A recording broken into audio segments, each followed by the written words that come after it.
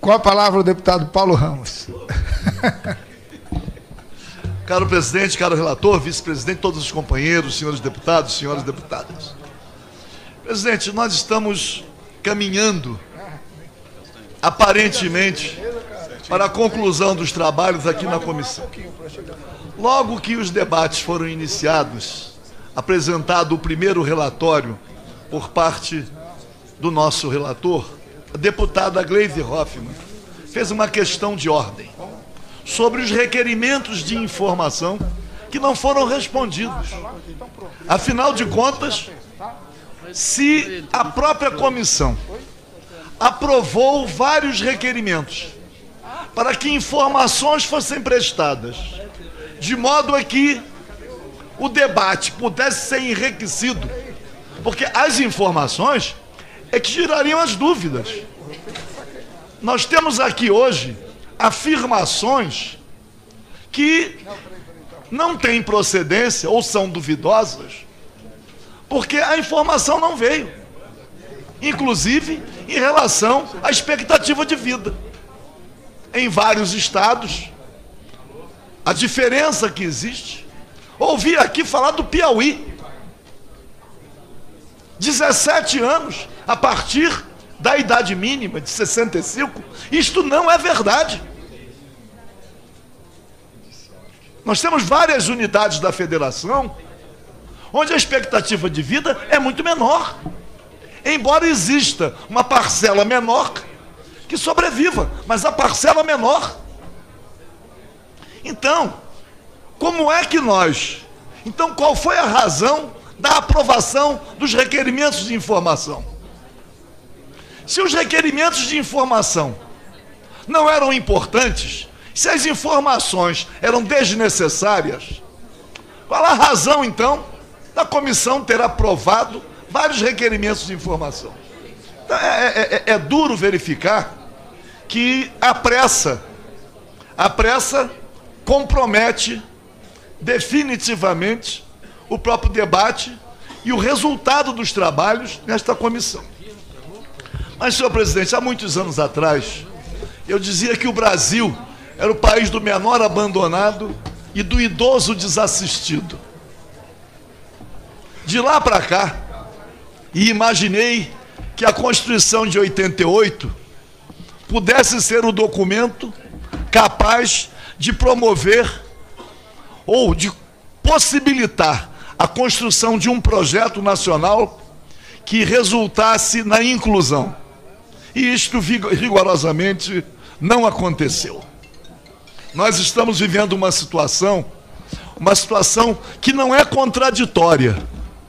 O presidente da República toma algumas iniciativas. Uma delas, esta reforma da Previdência, que vai aprofundar a exclusão, que vai aprofundar a concentração da renda.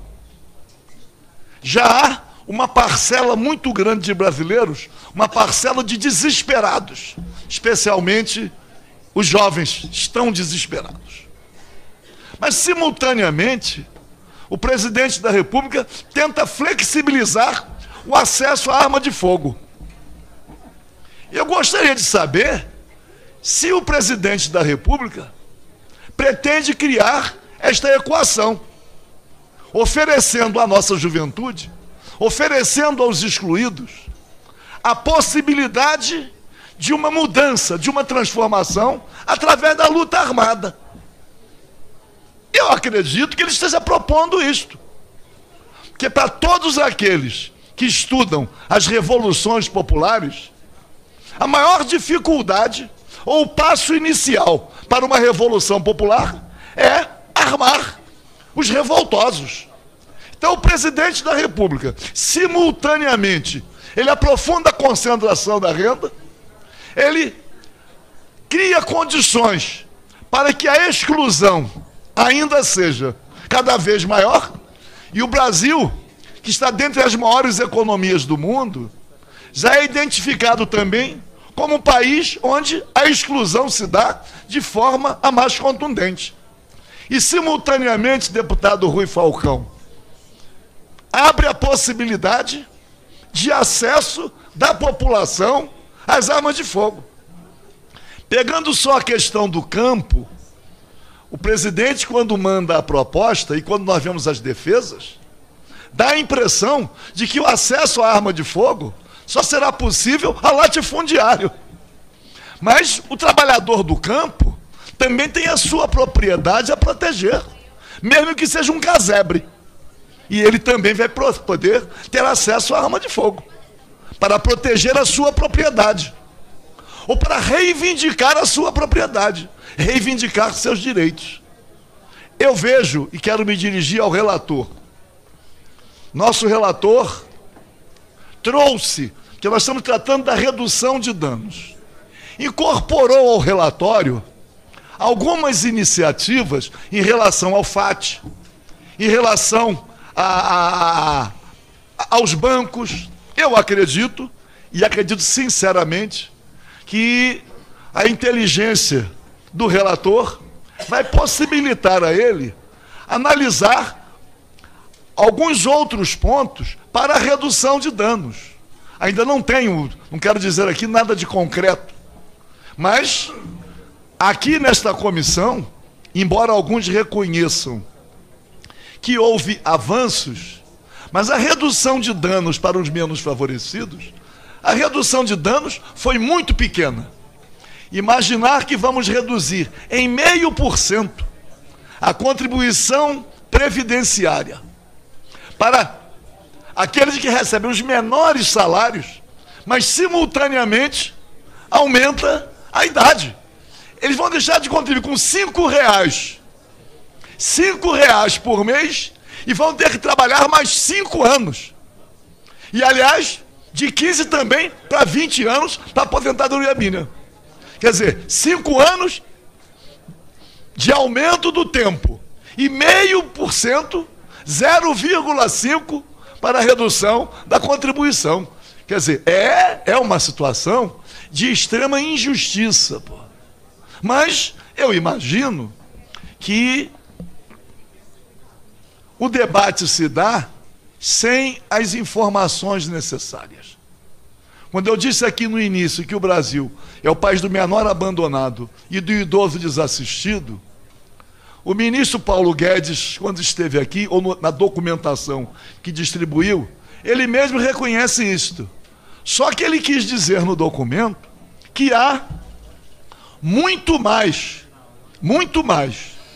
menores na extrema pobreza do que idosos na extrema pobreza. Ele não quer enfrentar a extrema pobreza. De qualquer maneira, esta reforma, mesmo com a redução de danos, esta reforma só vai aprofundar a crise social. Não vai resolver o chamado problema de caixa do governo. Nós recebemos aqui, e esteve aqui na casa, participando de vários debates, a reconhecida auditora fiscal Maria Lúcia Fatorelli. Ela esteve aqui. E ela trouxe informações, eu até requeri que as informações trazidas por ela fossem confirmadas ou desmentidas pelo ministro Paulo Guedes. E num documento que ela distribui, ela diz, primeiro, que num orçamento executado de 2018, no valor executado de 2 trilhões e pouco mais de 600 bilhões, 1 trilhão e 66 milhões foram destinados ao pagamento de juros e serviço da dívida. Isto não foi desmentido. Este dado é verdadeiro. Quando ela diz que no caixa do Tesouro tem mais de 300 bilhões, ou que o Banco Central também detém algumas centenas de bilhões no seu caixa. Quando fala das reservas internacionais, acima de 400 bilhões de dólares, rendendo juros muito menores do que os juros que a banca cobra aqui no Brasil. Então, quando eu vejo, e até lamento muito, alguns deputados jovens, como um que me antecedeu, assumir uma posição conservadora, de apoio claro ao grande capital, principalmente ao capital financeiro, eu me assusto. Porque sendo jovem, a gente sempre imagina que aquele sentimento de mudança, o desejo de transformação, que tudo isso esteja mais presente na juventude. Aí me surpreende. Como estivemos aqui, verificamos aqui, algumas mulheres defendendo a reforma da Previdência, com um discurso que eu nunca vi nenhuma mulher fazer, pregando uma certa igualdade, mas para aprofundar o sacrifício das mulheres. Eu nem entendi, eu ainda pensei, até perguntei, se elas tinham certeza, se elas conheciam a situação das mulheres no Brasil. Pô. Não sabem. Pô. Então, meu querido presidente em exercício, que é jovem, pô, quando aqui fala a capitalização no Brasil, já houve. Alguém esqueceu do Mongeral ou do GBUX, que recolheu recursos seguidamente de contribuintes, acreditando naquela capitalização, e todos foram fraudados. Pô. O ministro Paulo Guedes não esconde. Ele é um homem do capital financeiro. Ele vem da banca. Pô. Aliás, o presidente da República está preocupado com a questão das agências reguladoras na sua Constituição. Está contrário à lista tríplice. E ele diz que não quer ser uma rainha da Inglaterra. Querem me transformar numa rainha da Inglaterra. Ele está propondo a autonomia do Banco Central. Ele é que reivindica ser rainha da Inglaterra. Pô. Porque se ele abre mão do controle que tem que ter de uma política monetária e transfere a responsabilidade para que o Banco Central tenha autonomia, eu não sei o que pretende o presidente da República. Aliás, embora seja um tema paralelo, e eu tenho me manifestado desta maneira, está me surpreendendo um governo com a presença de tantos militares em cargos ministeriais, seja um governo entreguista, completamente entreguista, que propõe, aliás, a privatização do BNDES, ou o aniquilamento do BNDES, se dá de forma, às vezes, indireta, como a impossibilidade, e acredito que não vá prosperar, ainda confio que o relator vá modificar o relatório, para que os recursos do FAT, uma parcela, possam capitalizar o BNDES para um modelo de desenvolvimento.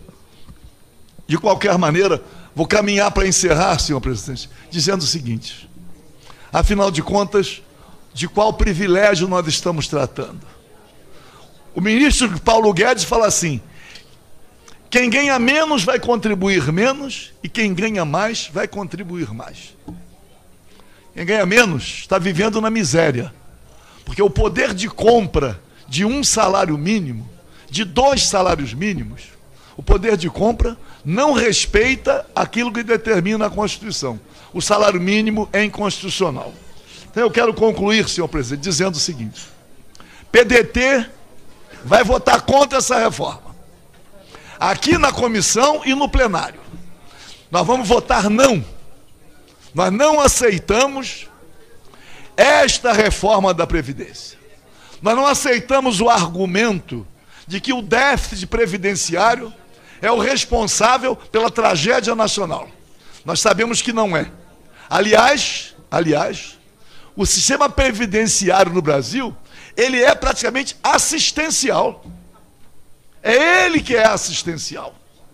Quando fala Seguridade Social, saúde, assistência e previdência, a previdência também assiste, porque ela é destinada especialmente à parcela majoritária, quase que total, da classe trabalhadora, que recebe até 3 salários mínimos. É uma forma de assistência. De qualquer maneira, senhor presidente, estamos aqui caminhando para a conclusão dos trabalhos na comissão sem as informações que foram requeridas. É um absurdo, chega a ser, assim, uma irresponsabilidade que nós estejamos para concluir os trabalhos sem que os requerimentos de informação tenham sido respondidos. De qualquer maneira, senhor presidente, a gente, quando era mais novo, dizia: a luta continua. A luta continua. E espero que a alternativa de luta para o povo brasileiro não venha a ser a luta armada. Começo a duvidar disso, senhor presidente.